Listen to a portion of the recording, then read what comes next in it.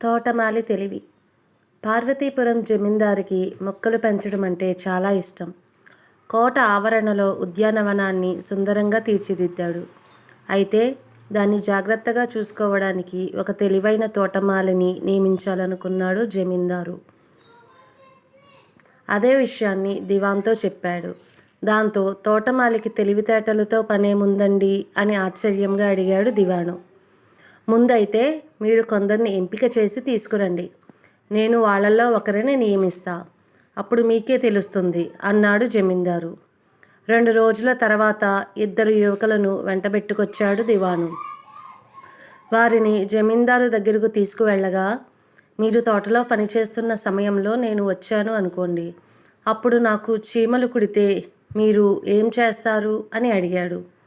క్షణం ఆలస్యం చేయకుండా మందు చల్లి వాటి అంతు చూస్తాను అంటూ మొదటి వ్యక్తి బదులిచ్చాడు. తోటలో చీమలు ఇతర కీటకాలు ఉంటాయి. మనమే చూసుకొని అడుగులు వేయాలి. వాటి వల్ల తోటకు లాభం తప్ప నష్టమేం లేదు అన్నాడు రెండో వ్యక్తి. వారిద్దరిని కాసేపు బయటికి వెళ్ళమన్నాడు జమీందారు. రెండో వ్యక్తి కాస్త అహంకారంతో మాట్లాడుతున్నాడు.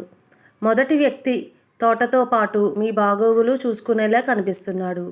అతన్ని ఎంపిక చేస్తే బాగుంటుందని నా అభిప్రాయం అన్నాడు దివాను. తాను మాత్రం రెండో వ్యక్తిని ఎంపిక చేయాలనుకున్నానని చెప్పాడు జమీందారు. అదేంటి? ఆశ్చర్యంగా అడిగాడు దివాను. ఇక్కడ చూడాల్సింది నా బాగోగులు కాదు. రెండో వ్యక్తి జవాబులో లోతైన అర్థం ఉంది. చీమలు నేలను గుల్లగా చేస్తాయి. నీళ్లు భూమిలోకి ఇంకి మొక్కలు బాగా ఎదిగేందుకు సహాయపడతాయి. నేల సారవంతమవుతుంది. అందుకే వాటితో లాభమే తప్ప నష్టం లేదన్నాడు అని వివరించాడు జమీందారు. దాంతో తోటమాలికి కూడా తెలివితేటలు ఎందుకు అవసరమో దివానికి అర్థమైంది. అతడినే పనిలోకి తీసుకున్నారు. Thank you for watching.